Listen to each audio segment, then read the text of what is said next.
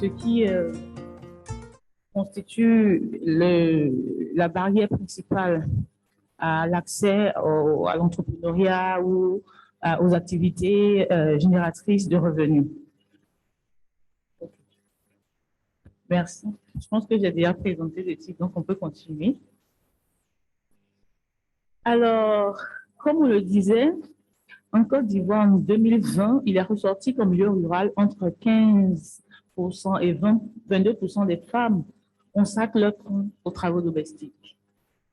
Et ces résultats ont été également appuyés par Gonzalez en 2008, qui a montré la présence d'enfants de moins de 6 ans dans le ménage conduit les femmes à réduire leur participation à un travail rémunéré. Également, Floro et Komatsu en 2011, qui trouvent ce résultat, c'est que les tâches domestiques et la garde des enfants influent sur la disponibilité des femmes sur le marché du travail et sur leur capacité aussi à chercher un emploi, à apprendre ou à se socialiser en dehors de leur famille. Alors, ce constat nous amène à un objectif principal, qui est celui de déterminer les contraintes sociales et économiques qui limitent justement cet accès à la petite enfance de communautés défavorisées aux services socio-éducatifs. Je voudrais revenir là-dessus pour dire, compte tenu de cette contrainte, des programmes ont été mis en place pour permettre aux femmes de pouvoir dégager du temps et se consacrer aux différents travaux génératifs de revenus, mais on se rend compte que cet accès est toujours limité. Donc, il fallait comprendre. Et là, nous vous présentons les premiers résultats issus des analyses qualitatives conduits à partir de focus group, des entretiens individuels dans 7 régions de la Côte d'Ivoire. Il s'agit du Sud Comoué. Pour ceux qui connaissent bien la Côte d'Ivoire, les Békés, on entend très souvent parler de Boaté, de Gontoubou. Et il s'agit de Bondoukou, le Tonkui, le Guémon et le Poro et la Bago. Alors, cette étude fait une articulation entre le milieu rural et le milieu urbain. Donc, on ne s'est pas arrêté seulement au niveau du milieu rural. Pourquoi? Dans la présentation du milieu rural et urbain en Côte d'Ivoire, il y a des zones en milieu urbain, mais qui sont dans une situation plus ou moins de précarité. On prend le cas, par exemple, d'Aniaman, qui est véritablement à Abidjan, mais vous allez prendre un village tel que à Sikoa, on se rend compte qu'il y a ce niveau de précarité. Alors, à l'issue de cette collecte de données, nous avons pu réaliser 161 entretiens communautaires, 32 entretiens au niveau des groupements d'intérêt économique, 53 entretiens avec les leaders communautaires, 45 entretiens avec les parents d'élèves fréquentant les CACE et 32 entretiens auprès des parents qui ne fréquentent pas les CACE. Cela nous a permis de comprendre un peu quels sont les facteurs qui constituaient justement ce frein à l'accès aux services de CACE, au SGE en général. Alors, une autre chose que nous allons préciser, c'est que dans le cas de la collecte des données Cali, nous avons fait l'enquête auprès de la protection de la petite enfance, de même que au niveau des initiatives communautaires. Alors, qu'est-ce qui ressort? Nous avons 4 grands résultats. Le premier résultat parle de la barrière économique. Donc, le coût d'accès comme un principal obstacle d'accès des ménages au SGE. Alors, au cours des entretiens, il est revenu que le coût d'accès au CPPE et au CACE sont jugés, les coûts d'accès est jugé élevé et instable. Alors, il se trouve que d'une année à une autre, il y a une variation de ce coût qui peut varier entre 10 000 et 35 000. Également, l'importance des frais annexes, tels que les fêtes, les goûters. Donc, au départ, lorsque les parents vont vers ces structures, on ne présente pas ce volet de frais annexes au départ. On vous demande de venir avoir accès et que c'est vraiment pour vous aider. Mais à la suite, ils se rendent compte qu'il y a des frais annexes qui deviennent encore plus chers. Et l'irrégularité des revenus, notamment les revenus agricoles. Et très souvent, les femmes sont dans le secteur agricole. Et lorsqu'on prend cette irrégularité des revenus, comparée aux dépenses quotidiennes de transport, de cantine, cela devient très compliqué. Alors, le deuxième résultat, très intéressant ici également, certains enfants de parents, surtout musulmans, et je vous expliquerai pourquoi, ne terminent pas le cursus préscolaire. Alors, les parents, selon un gestionnaire de CACE, il dit que les parents viennent retirer les enfants après 1 an pour les envoyer à l'école coranique. Parce qu'ils disent qu'à partir de 2 ans, si un enfant meurt sans connaître le Coran, il ira en enfer. Alors, la célébration de certaines fêtes religieuses, telles que la Noël, le Mardi Gras, la fréquentation de structures éducatives laïques comme cadre d'incitation à la rébellion contre les parents et les mœurs islamiques. Je vous explique. En Côte d'Ivoire, il y a beaucoup l'implémentation des écoles, des missions catholiques. Et très souvent, les parents voulant assurer un meilleur accès ou bien une éducation plus intéressante préfèrent aller vers ces structures. Alors, cela constitue une contrainte parce que, bon, les enfants apprennent d'autres choses qui sortent carrément du cadre et du coup, c'est vraiment pas totalement apprécié. Alors, le troisième résultat, c'est le rôle perçu de la femme dans l'éducation de l'enfant.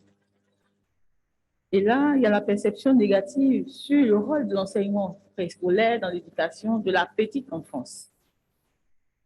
Une dame nous disait, je ne peux pas payer de l'argent pour que mon enfant aille s'amuser. Il peut jouer à la maison. Alors, concernant les perceptions même sur les SGE comme des garderies, les enfants doivent être gardés par leur mère, c'est ce qui est admis. Et la dimension éducative est très peu perçue et est renforcée par le manque de personnel enseignant. Très souvent dans les CACE, il n'y a pas vraiment d'enseignants, c'est très souvent du bénévolat. Alors, une autre dame qui nous dit les enfants à bas âge ont besoin de rester auprès de leurs parents. C'est à eux d'éduquer les enfants. Alors, pour le quatrième résultat, la barrière physique et infrastructurelle. L'éloignement des SGE, des habitations ou des commerces. Donc, la distance entre le lieu d'habitation ou de travail et le SGE est déterminant dans l'accès des enfants. Certains SGE sont très éloignés. Alors, l'implantation de ces SGE n'intègre pas la dynamique extensive des villes et villages. Une faiblesse des moyens de transport, comme nous l'avons déjà signifié, et de même au niveau de la sécurité. Et aussi la qualité de l'infrastructure, selon les personnes interviewées, laisse à désirer, de même que l'inadéquation des horaires aux heures de travail des femmes. On peut... Oui. Alors, quelles conclusions et implications de politique nous pouvons tirer de ces premiers résultats issus de nos travaux, de nos entretiens qualitatifs? La restructuration des horaires de fonctionnement des SGE comme facteur d'amélioration de la participation des femmes au marché du travail, la mise en place et l'amélioration des services de cantine dans les SGE, parce que c'était l'une des contraintes, comme source de gain de temps considérable pour les activités économiques des femmes. Le prolongement des heures de prise en charge des enfants nécessite le fonctionnement en continu dans les SGE et également la formation des animateurs des SGE qui va permettre de construire la confiance des parents et améliorer l'utilisation des SGE. Enfin, on aura l'amélioration des infrastructures de prise en charge de la petite enfance dans certaines régions, notamment en milieu rural. Et enfin, la sensibilisation des communautés à l'adhésion au SGE. Je vous remercie. Alors, merci, professeur. Je vous présente une étude que nous avons réalisée ici au Sénégal. Et ça a couvert toute l'étendue du territoire national. Et puis, bon, cette étude, normalement, visait à évaluer les effets des services de garde d'enfants sur la participation des femmes au marché du travail. Donc, ce qui a motivé cette étude, au fait, est qu'on est parti des constats que plusieurs études ont eu à montrer, sur le plan international, qui montrent que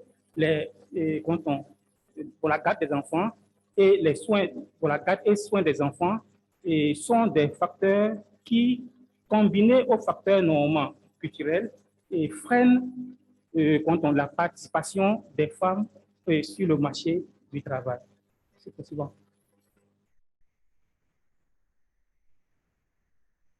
Et ce qu'on a également remarqué, c'est que les services de garde d'enfants qui sont censés normalement aider les femmes à réduire ces services sont malheureusement très peu fréquentés.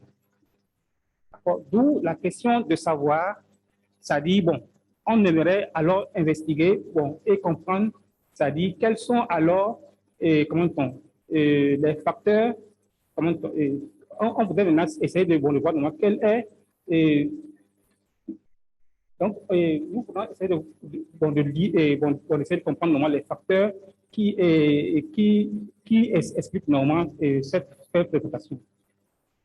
L'étude que nous avons réalisée, comme je le disais, normalement, a été réalisée durant les mois de février-juin, d'accord, et elle visait normalement à produire les évidences sur la durée consacrée aux activités non rémunérées par les mamans tutrices par tuteurs des enfants âgés de moins de 6 ans. A également évalué les facteurs socio-économiques et culturels qui limitent leur fréquentation des services de garde et enfin à mettre en exergue les mesures susceptibles de pouvoir augmenter ou améliorer cette fréquentation. Suivant. Donc, cette étude normalement a 3 volets.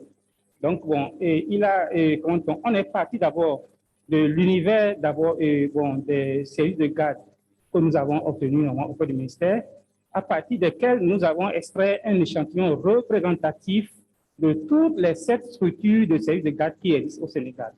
Et dans chaque centre de service que nous avons retenu, nous avons eu à interviewer les dirigeants ou les directeurs de ces centres.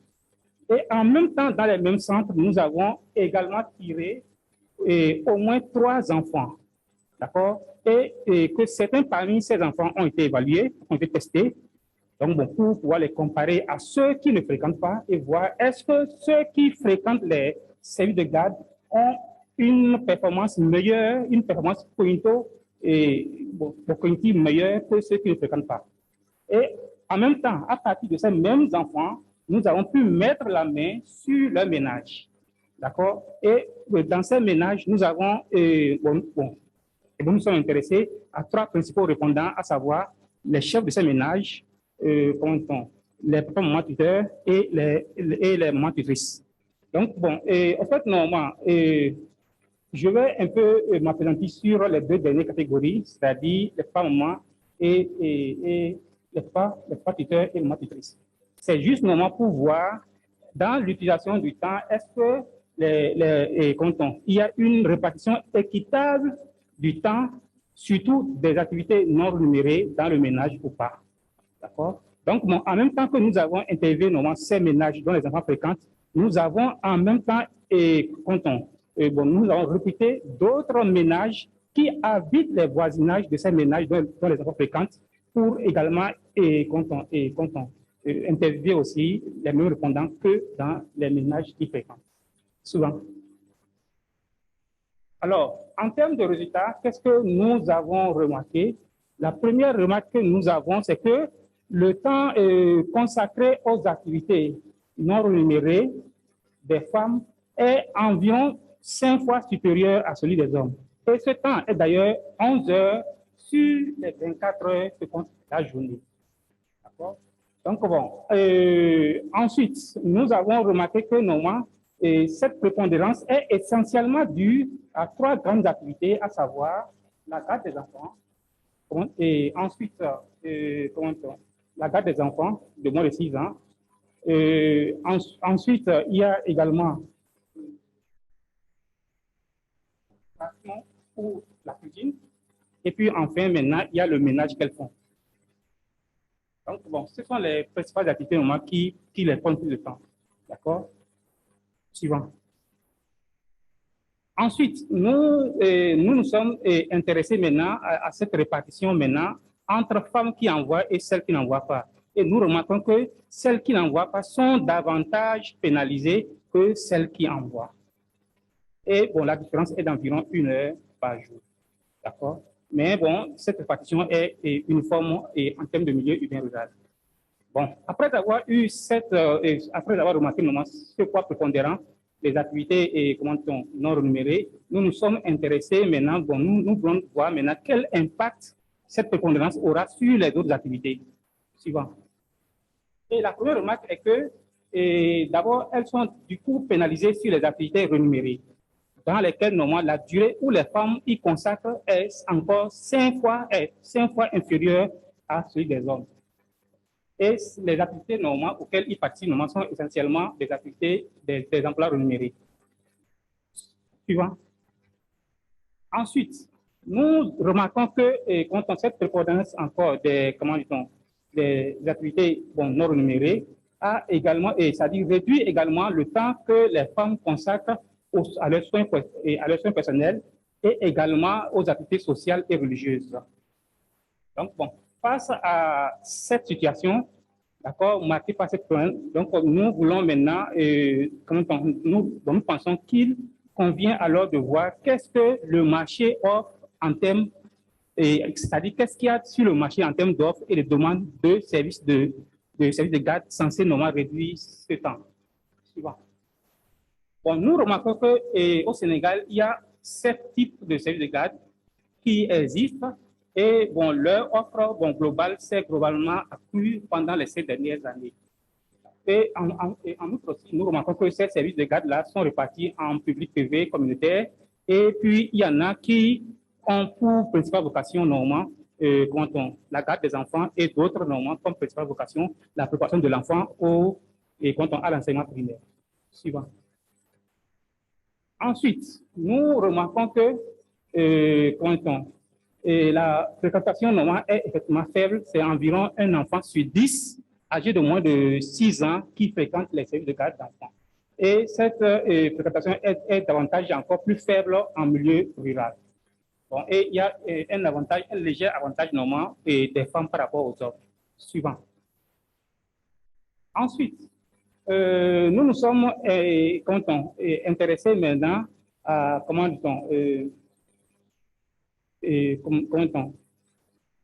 et aux contraintes que rencontrent normalement les ménages qui envoient leurs enfants.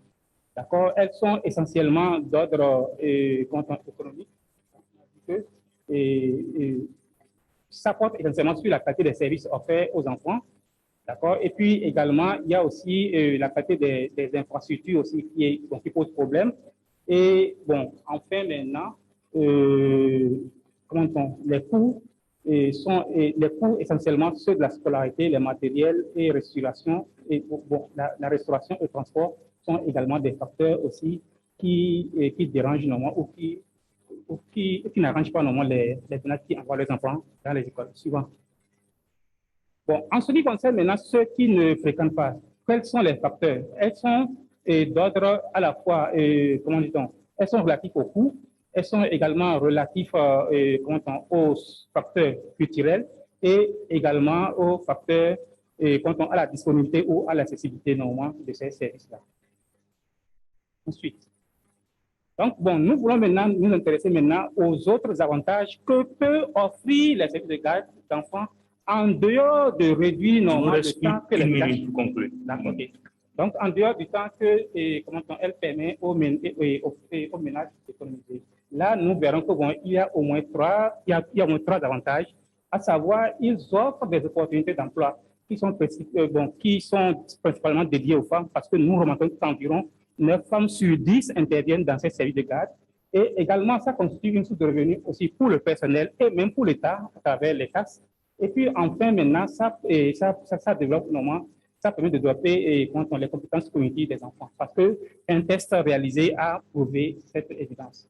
Donc, bon, voilà en gros, normalement, ce que nous allons, pour résumer, nous remarquons que le poids relativement important des activités non rémunérées prennent leur participation aux activités rémunérées, réduit le temps qu'elles consacrent aux soins personnels et aux et aux activités sociales et pratiques religieuses.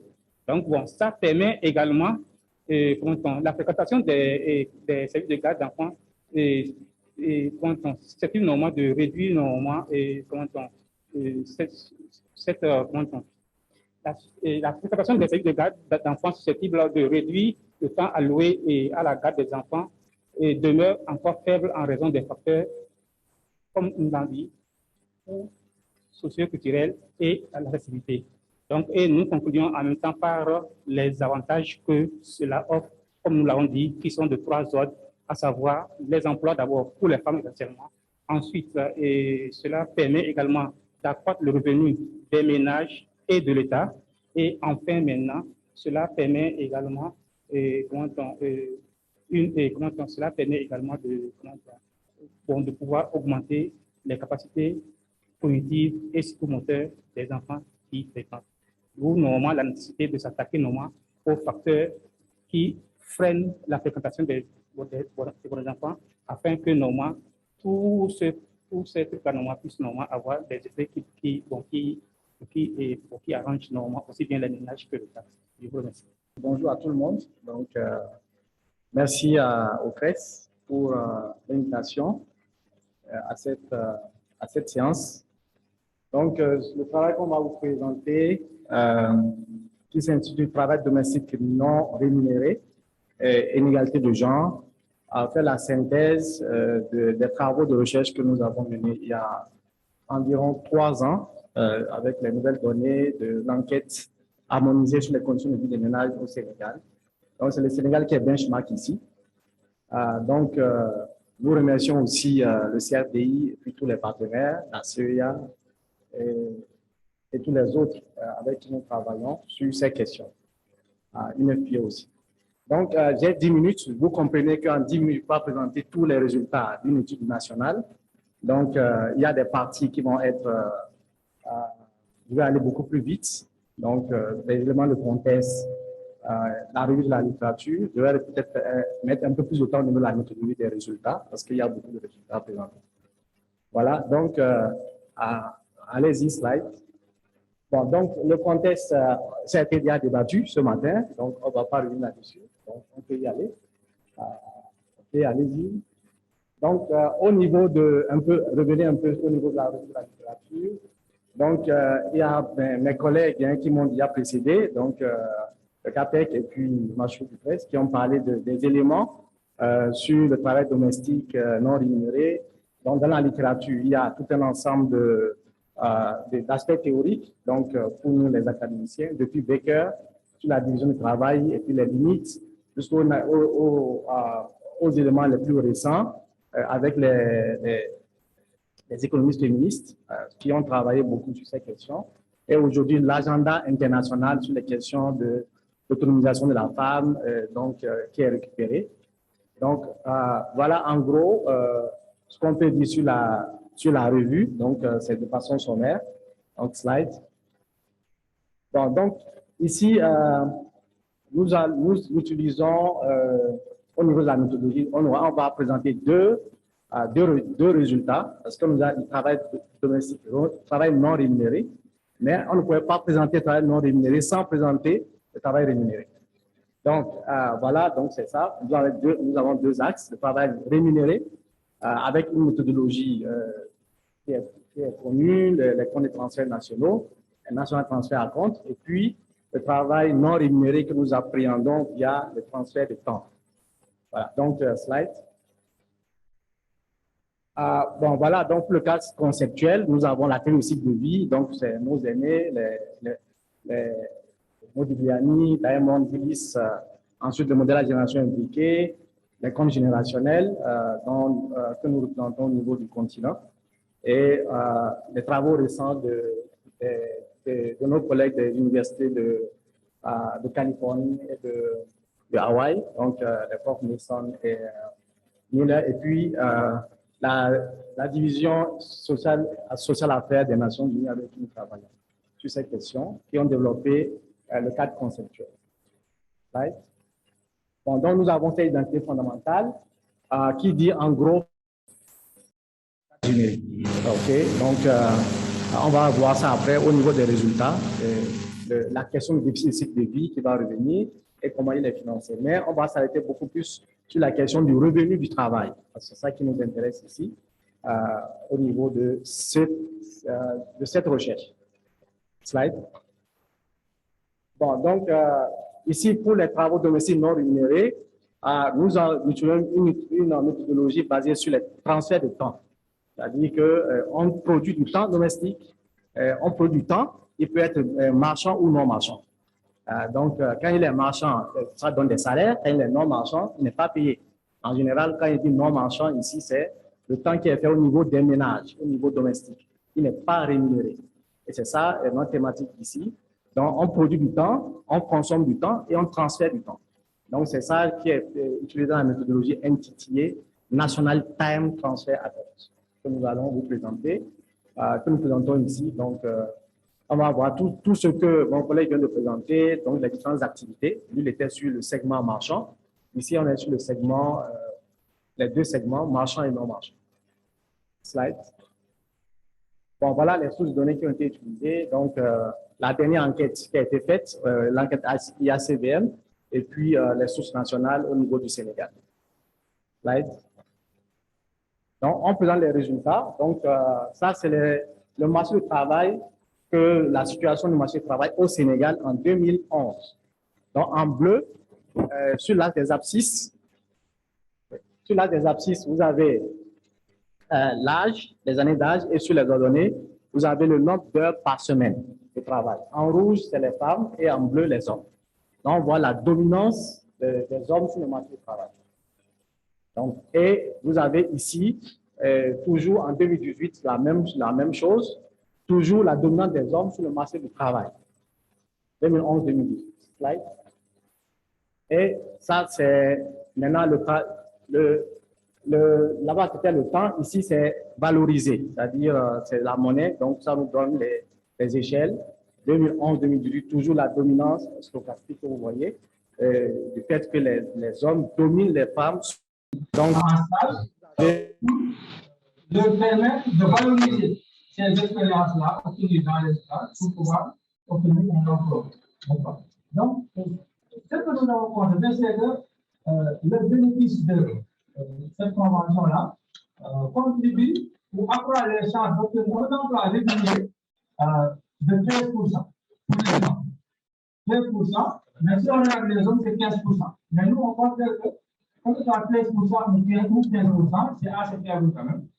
Si on sait tout ce qui est investi en termes de moyens dans cette convention nationale d'emploi. Et ceux qui suivent bien l'actualisation de l'emploi savent que l'année dernière, le président de la République a annoncé que le budget alloué à la convention nationale d'employés va passer de 1 milliard à 15 milliards. Ouais, donc, on ne peut pas mettre autant de milliards dans un programme comme ça et avoir des résultats, une augmentation de 13% ou de 15%. Mais le premier constat, c'est que le résultat est plus faible pour les femmes que pour les hommes. Alors, deuxième constat, c'est que, et ça, il faut le constater pour s'en réduire, c'est que, du point de vue des bénéfices de ces choses-là, les femmes ne sont pas défavorisées. En fait, les femmes sont bien intégrées dans le programme. Mais on verra par la suite que ce qui pose problème, c'est le ciblage des femmes qui doivent bénéficier de ce programme. Parce qu'il y a un réel problème de ciblage, de qui doit bénéficier de quel appui pour que ça se réduise sur l'utilisation. En gros, si on regarde la premier aspect que nous avons vu pour les femmes, c'est qu'entre 25 et 30 ans, les femmes qui bénéficient de ces programmes-là sont même plus nombreuses que les hommes, de la même tranche, 25-30 ans. Mais si on va au-delà de 30 ans, on voit que les femmes sont un peu laissées en rade. Et dans notre analyse, ce que nous avons plusieurs comme explication, c'est que les femmes âgées de plus de 30 ans, c'est souvent des femmes qui sont mariées, parfois qui ont des enfants, donc qui n'ont plus le temps de faire certaines choses, donc qui sont un peu laissés en rade. C'est ça? Ça diminue aussi leur autonomisation pour leur autonomie économique. Et ça, on verra aussi dans les recommandations que nous avons formulées, ce qu'il faut faire de ce point de vue-là.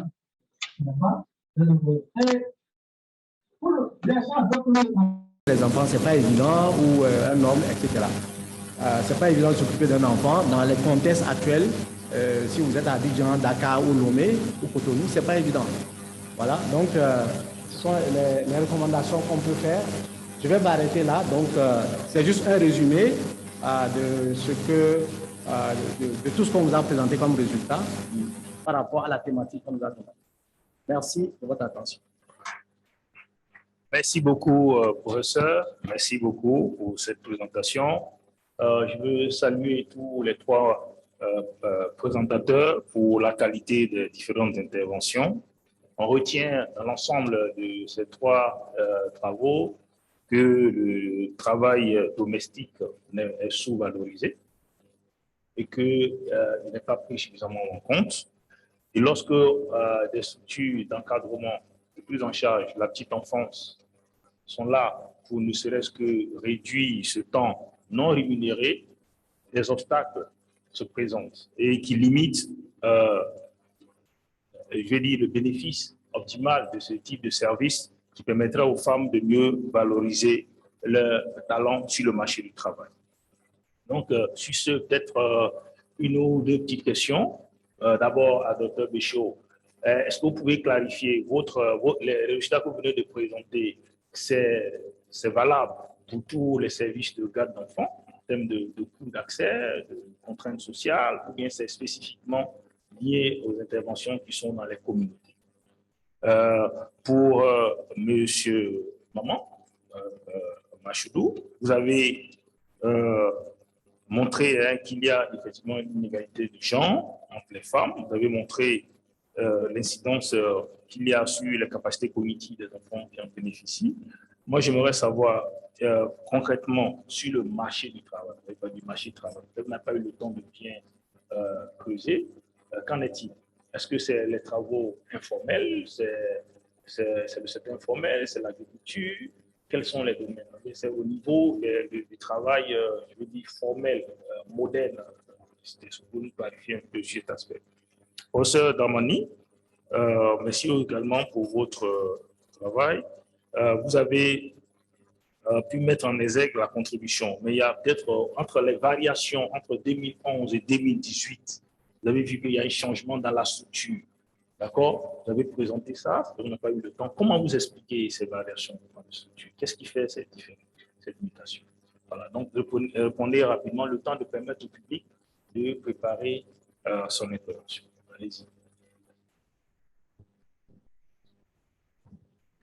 Alors, merci, professeur, pour ces questions. Il faut noter que notre étude s'est faite en deux parties.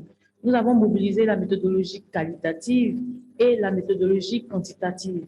Actuellement, la collecte des données quantitatives est en cours. S'agissant des données quali, c'est vraiment tous les services. Nous avons travaillé sur tous les services. Cependant, au niveau des données quantitatives que nous n'avons pas pu vous présenter ici, on s'est focalisé sur les actions communautaires. Donc, pour dire que ce résultat qu'on obtient, c'est pour l'ensemble des services de gardiens. Alors, bon, pour le Sénégal, bon, comme l'a montré la partie sur les activités rémunérées, donc on montre et on voit que le temps et la participation, bon, qu'on n'a pas pu présenter ici, sont plus importantes dans les activités rémunérées, donc c'est-à-dire les activités formelles. Donc, bon, les activités qui pourront être qualifiées d'informelles, c'est en général des activités où les gens font à leur propre compte, qui sont souvent ce qu'on appelle des activités génératives de revenus. Donc, bon, c'est en général elles qui entrent dans le formel ou l'informel. Donc, bon, pour dire que bon, dans le truc de manière générale, on n'a pas vraiment classifié formel et informel, mais on a quand même assez d'indicateurs qui pourront nous permettre plus tard de pouvoir classifier chaque activité. Et une autre précision, ce qu'on a fait, ce qu'on a présenté ici, c'est l'utilisation du temps. donc qui est différent maintenant de leur participation réelle au marché du travail. Mais ce qu'on a essayé de montrer, c'est que cette participation du temps reflète à peu près normalement, reflète à peu près la structure du marché du travail en temps. Parce que normalement, c'est ce qu'ils ont fait normalement spontanément et la veille.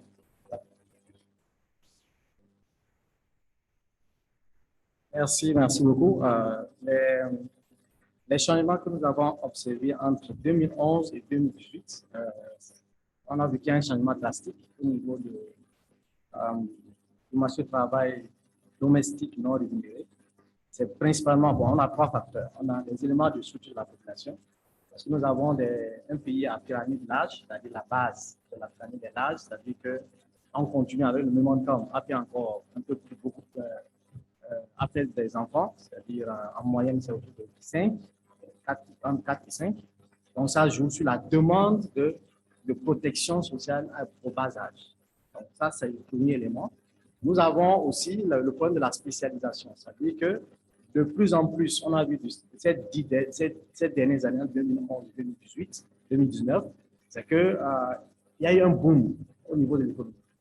Et ce boom, vous avez vu, les revenus ont augmenté, les femmes et tout ça. Ils sont allés sur le marché du travail.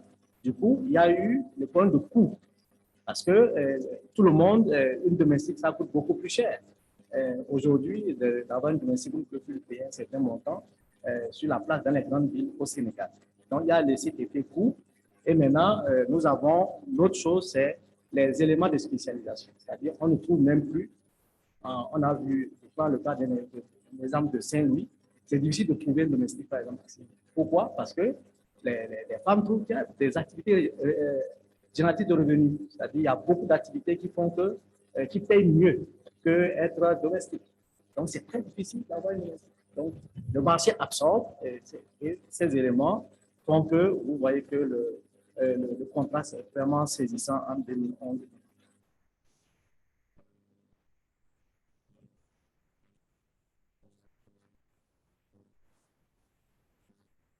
Voilà. Oui, on peut dire comme ça, parce qu'en fait, ce marché, on se rend compte qu'il n'y a il n'y a rien. Ce marché domestique n'est pas aujourd'hui, nous, notre appel aux politiques, c'est que le travail domestique non rémunéré, il faut qu'on y prenne soin. Parce que c'est là-bas qu'on forme le capital social et la théorie du capital humain est basée sur le fait qu'on est socialisé dans un ménage. Donc, si le noyau familial disparaît, le capital humain disparaît. Donc, il faudrait qu'on puisse réformer, qu'on puisse avoir des normes et qu'on puisse prendre attention à ce travail domestique qui aujourd'hui crée des problèmes aussi bien aux femmes qu'aux hommes, surtout dans les grandes villes et qui va de plus en plus croissant. Merci. Okay. Si, je pense que je vais ouvrir une liste de 5 intervenants. Oui, madame. Madame Diagondaï.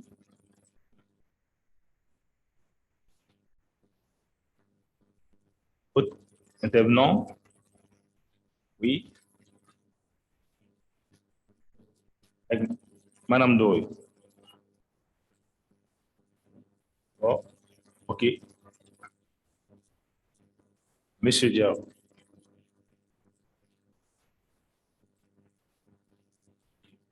D'accord, on va prendre cette liste. Madame Djongondiaï, allez-y. Oh, s'il vous plaît.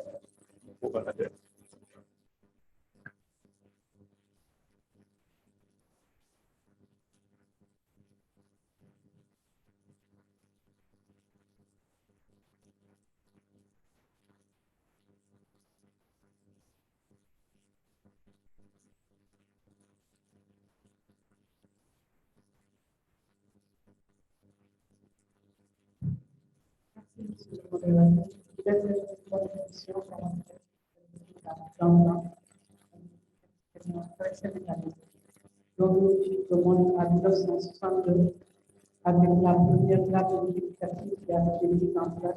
S'en charger, soit on réfectionnait un bâtiment dans la localité qui était identifiée, ou bien on construit carrément s'il n'y a pas d'espace. Mais les femmes donnaient une contribution dans la construction, en fabriquant même des briques.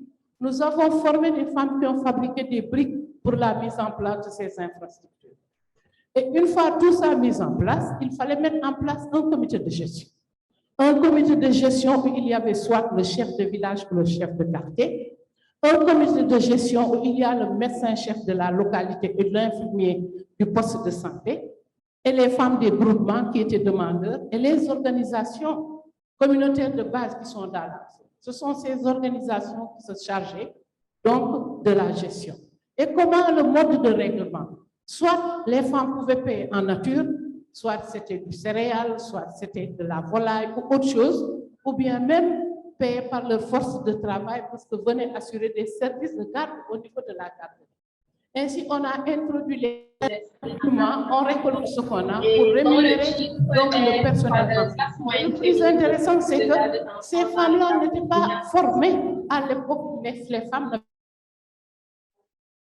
compte tenu des besoins qui ont été identifiés sur place. C'était assez intéressant. Donc, elles se chargeaient de mener des activités de langage, des activités psychomotrices, des activités perceptives, etc.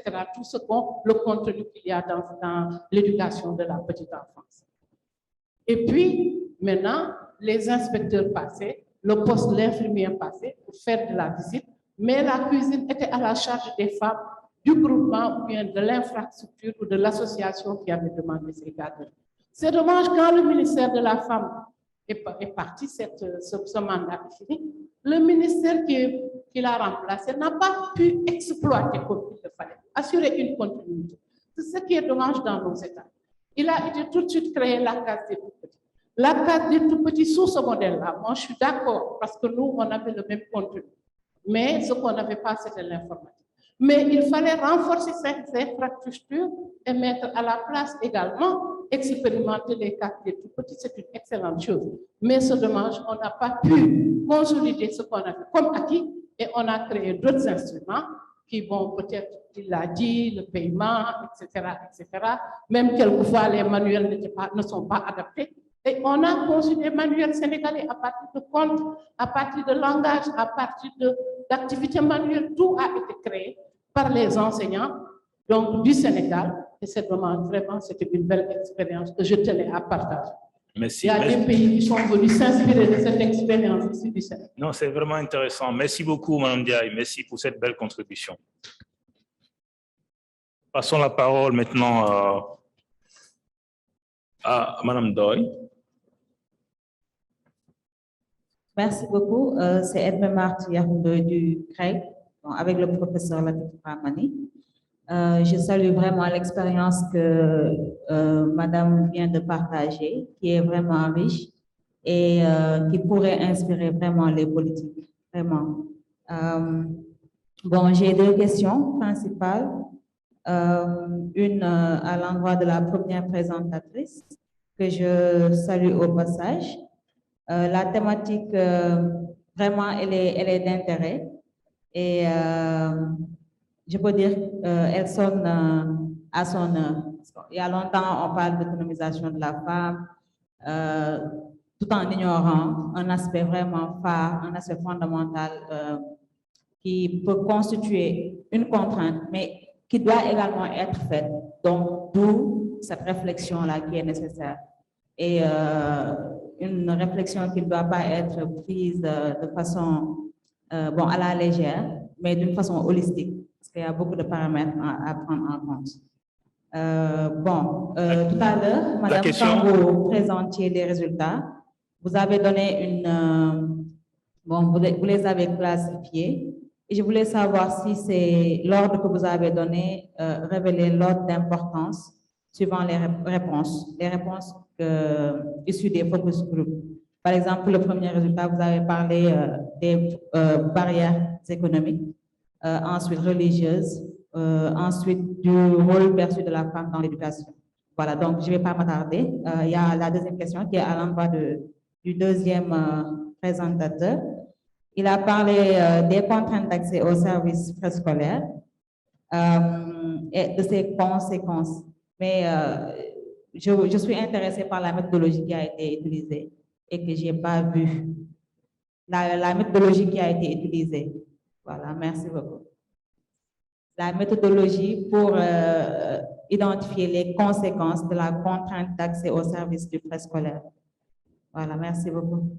Merci, Mme Ndoye. Monsieur Diarra, vous avez la parole. Merci. Ma contribution va porter aussi sur les contraintes par rapport à l'accès au préscolaire. Tout à l'heure, la première intervenante a évoqué un modèle et elle déplore que malheureusement ce modèle n'est pas eu à connaître un appui pour sa survie. J'ajouterais qu'aujourd'hui, au Sénégal, il y a d'autres modèles. Et effectivement, le problème, c'est l'insuffisance de la capitalisation. Parce que s'il y a des modèles, ça veut dire que c'est de la recherche.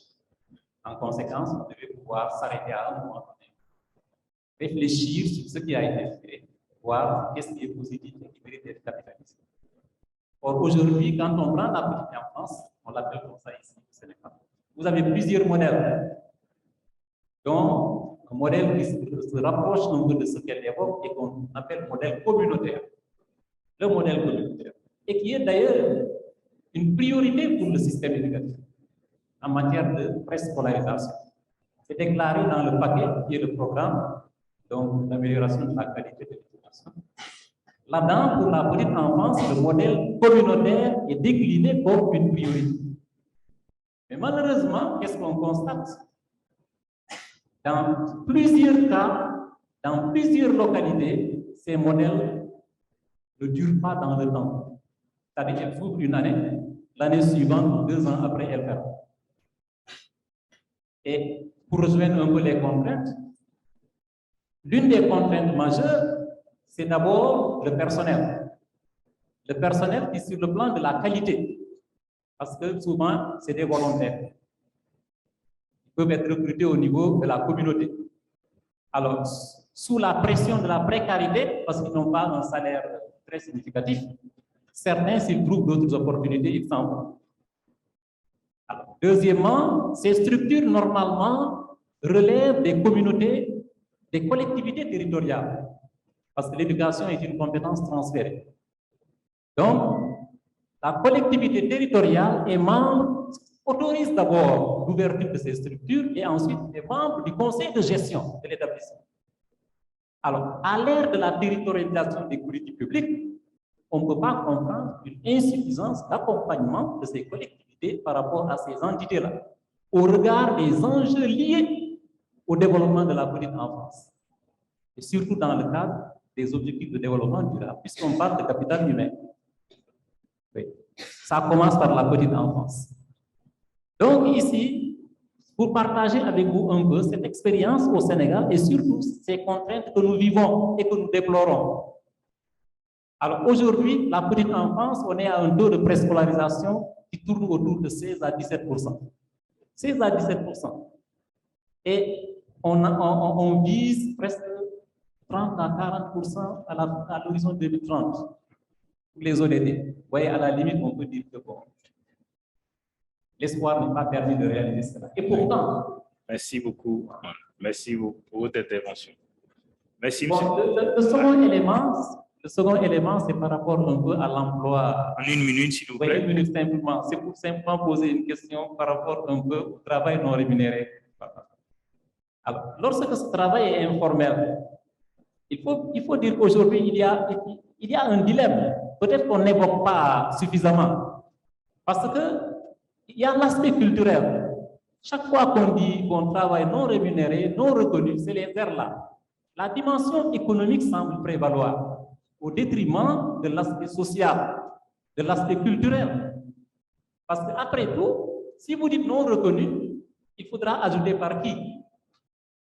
Ça n'apparaît pas. Parce qu'une femme qui choisit de rester à la maison, de s'occuper de ses enfants, je pense que c'est un choix et qui, sur le plan culturel, mérite quand même un respect, une considération. Mais à force de vouloir vraiment, chaque fois, avoir cette entrée-là, à la limite économique, bon, je pense que peut-être demain, ça peut constituer une menace par rapport à, si vous voulez, sur le plan culturel. Voilà, merci. Merci beaucoup, Monsieur Diarra. Merci beaucoup pour ces interventions. Je pense que les panélistes bouillonnent déjà, ils veulent réagir. Donc, je vais leur passer la parole. Et justement, est-ce que la question culturelle, d'accord, est-ce que le travail domestique, si je comprends bien, si je prends l'intervention, est-ce qu'on ne devrait pas l'accepter parce que ça relève de notre culture? Ben, est-ce qu'on doit l'accepter? Est-ce que, selon même cette même culture, l'homme n'attend-il pas que sa femme l'aide à créer la richesse utile pour justement bien éduquer ses enfants? Ben, donc, ces questions-là, je vais les laisser à nos panélistes. Dr Béchaud, ensuite M. Machoudou et puis professeur Garman. Je crois que j'ai une question qui m'a été adressée. Oui, tout naturellement, les données qualitatives. Lorsqu'on a des données qualitatives pour le premier résultat, selon la fréquence de réponses qu'on a obtenues lorsqu'on fait les focus group, les entretiens. Alors, après, bon, par la suite, on pourra même le représenter et faire sortir les éléments, on va dire, pertinents qui ressortent dans la plupart de nos entretiens. Donc, ce qui est ressorti, nous avons vraiment ordonné, voilà, ces résultats. Doit-on retenir que c'est la contrainte économique qui est l'obstacle majeur à l'accès à ces services de garde d'enfants, si on s'en tient à vos résultats? Effectivement, c'est vraiment la contrainte économique. C'est vraiment la contrainte économique. Mais une autre chose aussi que j'aimerais ajouter, voilà, bon, si c'est possible. D'accord.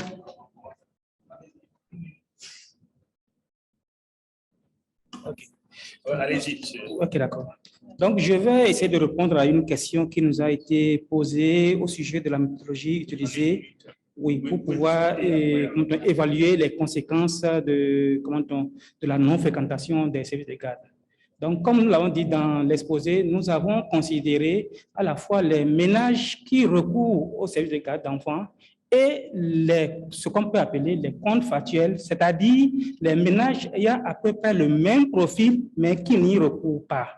Donc, souvent, c'est sur ces deux critères que nous sommes basés. Mais les comparaisons que nous avons faites jusqu'ici ne sont rien d'autre que des analyses descriptives pour le moment. Mais plus tard, nous irons plus loin en utilisant d'autres techniques plus sophistiquées pour pouvoir faire ces comparaisons. Merci. Merci. Oui, bon, juste une contribution par rapport à la question culturelle. Ce qu'on peut dire, c'est que le choix de la femme qui reste à la maison, c'est un choix qui est dans le modèle économique. Hein. C'est bien pris en compte. Okay, c'est bien mesuré. C'est-à-dire, c'est ce qu'on appelle travail domestique non rémunéré, domestique. Voilà, donc c'est pris en compte parce que implicitement, si on applique sur le plan théorique les questions de théorie, la théorie les contrats implicites, elle a un contrat parce que quand vous mariez dans la société, vous avez un contrat, il y a le code de la famille qui divise d'abord le travail d'une certaine façon. Après, bon, quand vous commencez, si on prend la socialisation du Sénégal, quand les femmes vont sur le marché travailler, c'est elles qui cherchent les domestiques. C'est la femme qui cherche la domestique. Il y a un contrat implicite parce qu'en fait, c'est comme si la société reconnaît que la femme, son rôle, c'est le ménage. C'est ce que le code de la famille dit. Et c'est pourquoi implicitement, la femme va chercher une domestique pour l'aider, en général. Mais tout ça, c'est mesuré. Maintenant, ce n'est pas parce qu'on dit que c'est quand on dit non prise en compte, c'est non prise en compte par la comptabilité nationale. C'est-à-dire, quand on fait le PIB, on ne prend pas en compte le travail domestique non rémunéré. Mais on prend, c'est-à-dire que quand on dit travail domestique non rémunéré, ce n'est pas le travail des domestiques. La domestique, vous la payez. Ça, c'est pris en compte. Mais si vous-même, là, vous êtes à la maison, vous travaillez, la comptabilité nationale ne va pas vous payer votre salaire. C'est-à-dire, les dames qui sont ici, quand elles vont à la maison, elles travaillent. C'est ce que nous on mesure. C'est-à-dire, on ne va pas leur donner un salaire. C'est ça qu'on appelle le travail domestique non rémunéré, qui est différent du travail des domestiques, parce qu'elles sont payées. Et ça, c'est pris en compte. C'est juste pour apporter un éclairage par rapport à cette question. On pourra en discuter en off. Merci, M. le Président.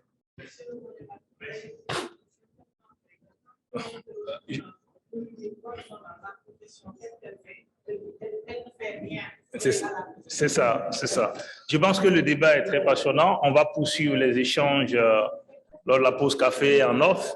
Joignez-vous à moi pour dire merci à nos panélistes. Et ceci met fin à ce panel. Donc, je vous remercie pour votre contribution, votre participation.